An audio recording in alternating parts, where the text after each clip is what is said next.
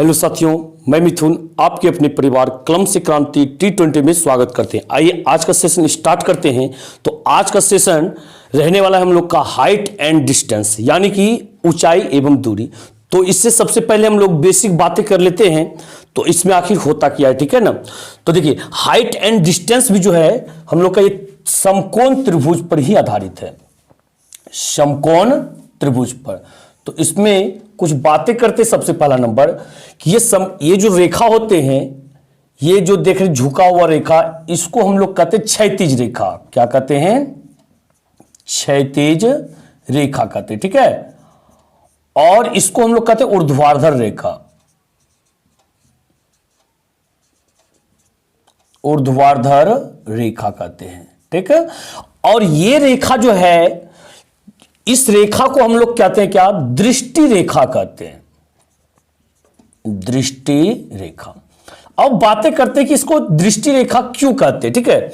Height and distance में होता क्या है, नीचे कोई व्यक्ति जो है अपने से ऊपर वस्तु या व्यक्ति को देखता है, या तो फिर यहां पे ऊपर कहीं मंजिल पर खड़े होकर के व्यक्ति ने अपने से नीचे स्थित वस्तु को देखता है। तो इस तरह से कहने मतलब वो अपना नजर को डाल करके ऊपर स्थित वस्तु को, किसी मीनार को देखता है, किसी मंदिर को देखता है, कभी सूर्य को देखता है। बात समझे ना।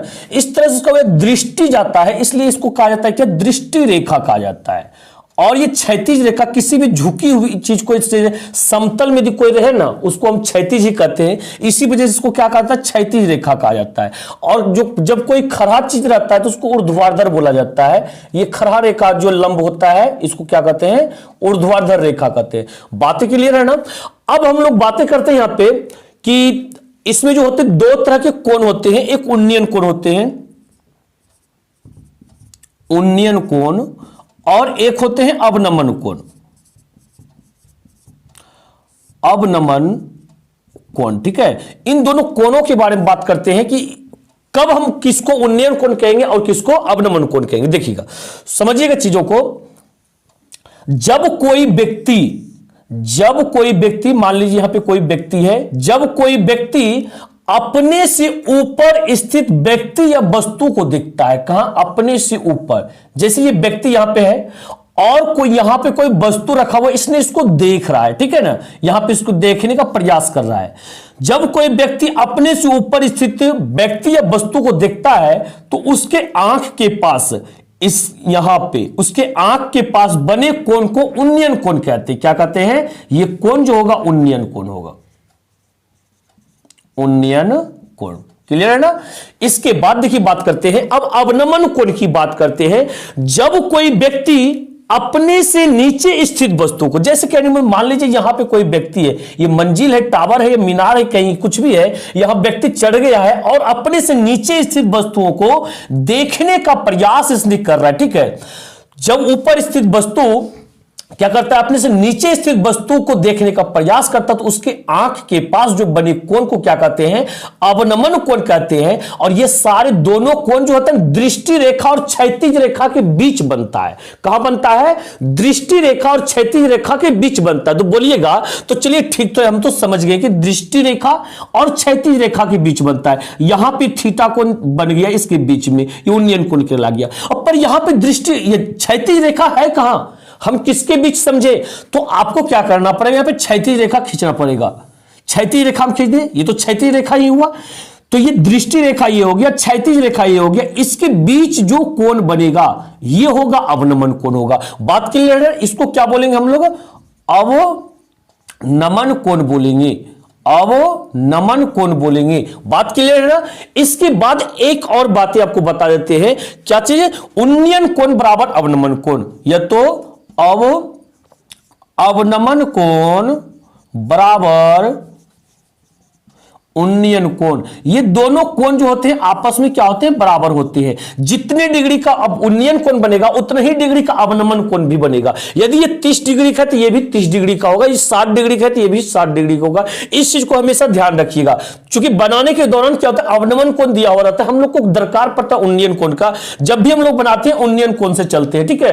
अवनमन कोण यदि दिया हुआ, अब चित्र में आपको दर्शाना पड़ेगा, लेकिन इतने के बराबर उन्नयन कोण आपको दर्शा करके चलना पड़ेगा सोल्व करने के लिए। तो चलिए आते हैं डायरेक्ट क्वेश्चन के पास, हम देखिएगा सवाल को।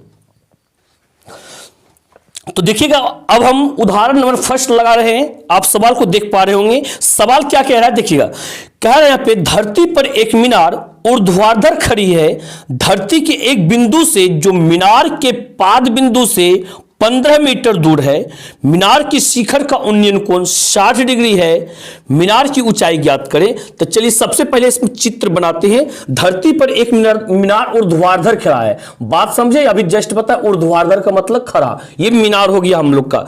ऊर्ध्वाधर खड़ी है, धरती के एक बिंदु से जो मीनार के पाद बिंदु से 15 मीटर की दूरी पर है, ये मीनार का पाद बिंदु हो गया, इससे जो 15 मीटर की दूरी पर एक बिंदु है, ठीक है ना, कहां पे 15 मीटर की दूरी पर है, 15 मीटर की दूरी पर है। मीनार के शिखर का उन्नयन कोण 60 डिग्री। भाई मीनार के शिखर तो यही होगा ना, पाद ये तो शिखर, ये इसका उन्नयन कोण कितने डिग्री का, 60 डिग्री का। भी जस्ट बताए थे उन्नयन कोण जो नीचे बनता है कितने डिग्री का, ये 60 डिग्री का, तो 60 डिग्री बैठा दीजिए।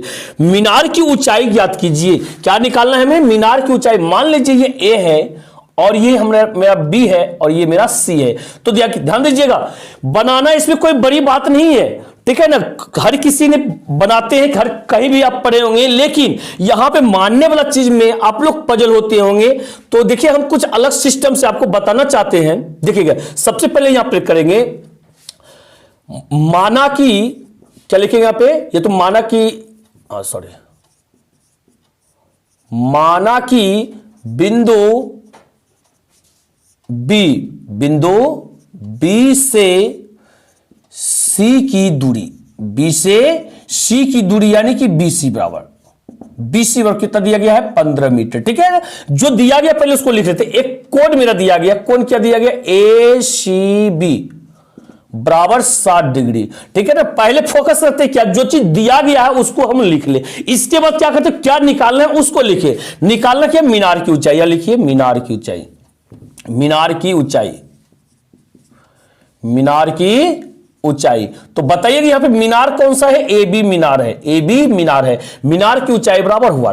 बात क्लियर है, बस इतना ही लिखना है, ज्यादा कुछ नहीं लिखना है आपको, ज्यादा लिखिएगा वो भी गड़बड़ हो जाएगा, तो ज्यादा कुछ लिखना नहीं है। अब हमें निकालना है मीनार की ऊंचाई, चलिए देखिए निकालते हैं। तो सबसे पहले यहां क्या कीजिएगा, लिखिएगा समकोण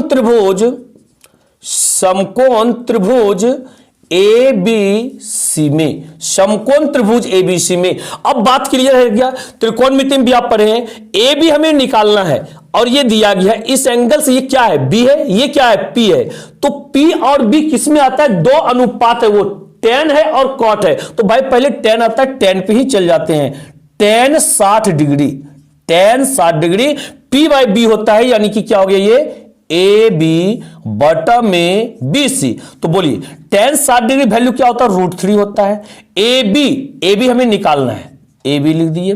BC दिया गया कितना, 15 दिया गया है। तो बताइए बाय क्रॉस मल्टीप्लाई कीजिए, इसलिए AB बराबर कितना जगह 15 गुना √3, ये क्या हो गया, 15√3 और मीटर हो गया। लास्ट में लिखिएगा, बात यहां तक समझे, इसमें कोई दिक्कत नहीं।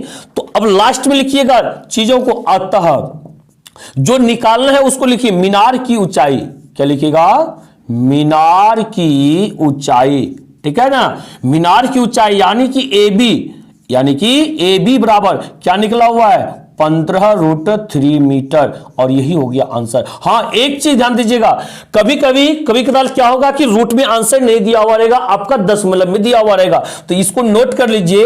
√3 का वैल्यू 1.732 होता है, कहीं √2 का बारी आ जाए तो 1.414 होता है। इन दोनों चीज को याद रखिएगा, हाइट एंड डिस्टेंस में अक्सर यही चीज आते हैं, इसके फालतू चीज आपको नहीं मिलेगा, √5 √6 √7 वगैरह नहीं मिलेगा, ये दो चीज हमेशा मिलते रहेगा।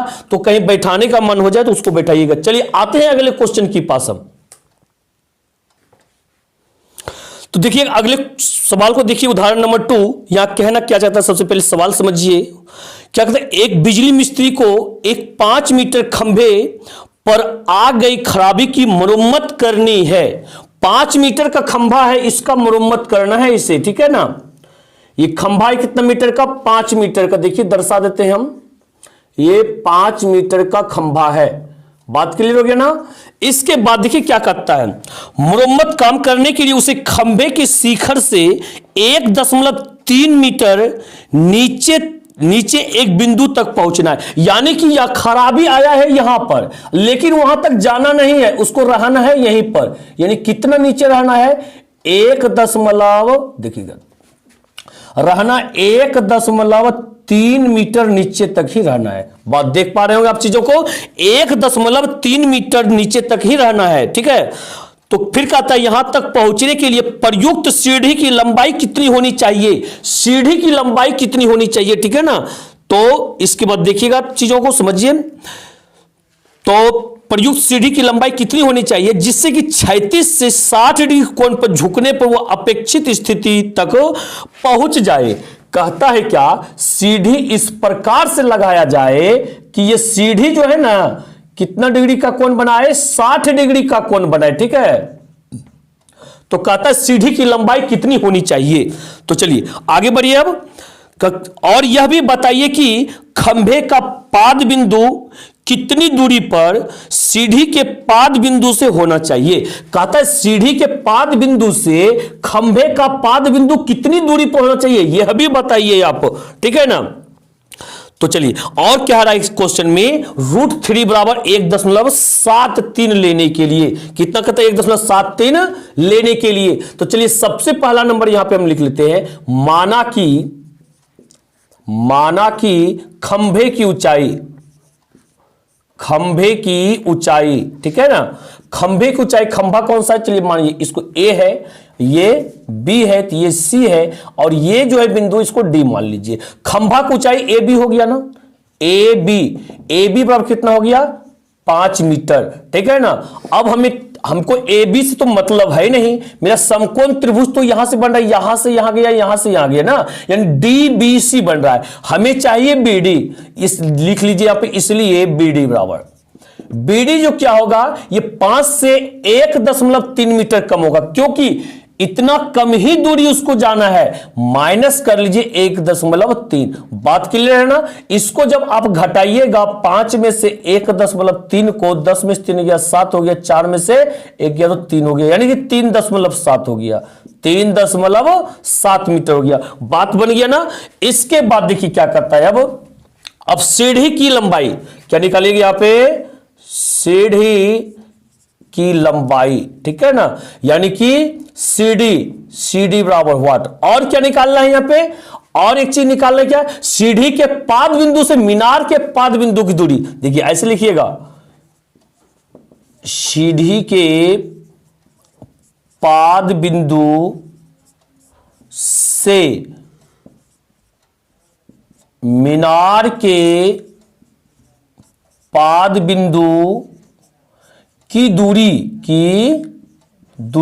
यानी कि बीसी बराबर, ये दो चीज निकालना है हमें। चलिए बात सारा बन गया। अब यहां से आप खुद भी कर सकते हैं, क्या कर सकते हैं, यहां पे लिखिएगा समकोण त्रिभुज या क्या डीबीसी में इसमें जब चलिएगा आप, तो एक चीज यहां पे दर्शा देते हैं। देखिए ये आया है मेरा 3.7 मीटर आया, 3.7 मीटर आया है। तो सबसे पहले फोकस क्या करना चाहिए, इसको निकालना चाहते हैं, यदि इसको पहले ये कहा था, इसी को निकाल लेते हैं। देखिए इस एंगल से ये दिया गया है जो कि क्या है, P है, ये निकालना है, ये क्या है, H है। P और H किस में आता है, साइन थीटा में आता है, तो यहां लिखिए sine 60 degree, P by H यानी कि BD बटा CD। बोलिए साइन 60 डिग्री वैल्यू क्या होता है, √3/2 बराबर, ये BD कितना आया है आपका यहाँ पे 3.7, और CD तो हमें निकालना है, CD क्या करना है, निकालना है।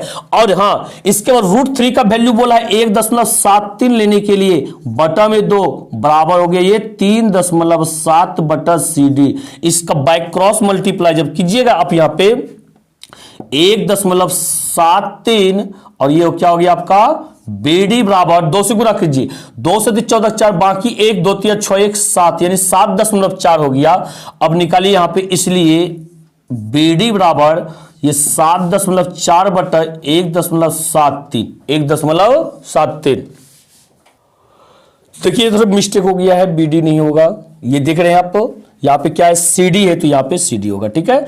और इसके बाद इसको दशमलव उड़ाइएगा, ऊपर में 100 हो जाएगा, ये दशमलव उड़ाइएगा तो नीचे क्या हो जाएगा 10 हो जाएगा, 0 से 0 कटाइएगा, इसके बाद क्या हो गया ये 740/173, तो हमने भाग कर लिए हैं। देखिए आपको बता दे रहे हैं कितना हो रहा है, आप भी अपना भाग कर लीजिएगा, ठीक है।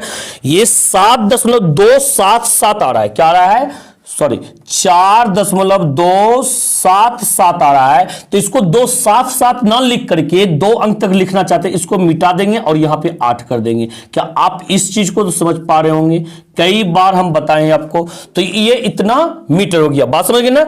इसके बाद क्या निकालना है आपको, BC निकालना है। तो फिर से उसी समकोण त्रिभुज में चलिए और लिखिए यहां पे पुनः, क्या लिखिएगा, पुनः समकोण त्रिभुज, समकोण त्रिभुज किसमें, DBC में, DBC में।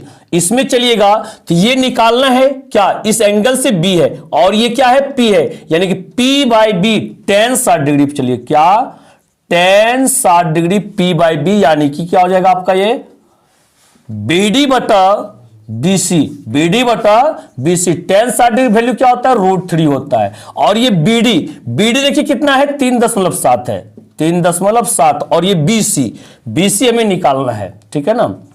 तो अब जब बाय क्रॉस मल्टीप्लाई कीजिएगा √3 BC हो जाएगा, क्या हो जाएगा यहाँ पे, √3 BC बराबर 3.7, इसीलिए BC बराबर क्या हो गया, 3.7/√3 हो गया।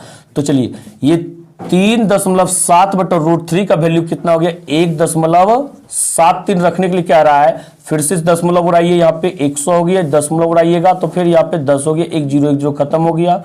और ये 370/173 होगा। चलिए भाग हम कर लेते हैं, ठीक है। तो चलिए भाग हम कर लिए हैं, यहाँ पे आ रहा है क्या, 2.138 आ रहा है, ठीक है ना। और आगे कुछ आ रहा है, तो यहां पे हम क्या कर सकते हैं, 2 अंक तक यदि निकालनी हो तो यहां पे तीसरा अंक मिटा देंगे। देखिए 8 जो है 5 से अधिक है, तो यहां क्या करेंगे, 1 जोड़ देंगे, 3 है तो क्या कर देंगे, यहां पे 4 कर देंगे। बात बन गई ना। यहां पे अब लिख दीजिएगा आप, अतः पहला चीज क्या निकालना था, सीढ़ी की लंबाई, लिख दीजिए सीढ़ी की लंबाई, यानी कि CD बराबर कितना आ गया आपका, यहाँ पे 4.28, यहां हो गया 4.28 मीटर। इसके बाद क्या लिखिएगा, यहां पे जो ये देखिएगा, ये जो हम लिख रखे हैं ना, इसी को आप लिखिएगा और ब्रैकेट में लिख दीजिएगा BC बराबर कितना आ गया, यहाँ पे 2.14, ये हो गया आपका आंसर मीटर में, ठीक है। यह तो आप लिख सकते हैं इसे, अतः कर्मशः, इसको इतना ना लिख करके अतः कर्मशः पहला आंसर ये, दूसरा आंसर ये, बात बन जाएगा। तो चलिए सीधे मिलते हैं अब अगले वीडियो में हम अगले क्वेश्चन के साथ। तो वीडियो को लाइक और शेयर अवश्य कर दीजिएगा, और यदि चैनल को सब्सक्राइब नहीं किए, चैनल को सब्सक्राइब करके बेल आइकन को प्रेस कर दीजिएगा। मिलते हैं अगले वीडियो में इसी के साथ। जय हिंद, जय भारत।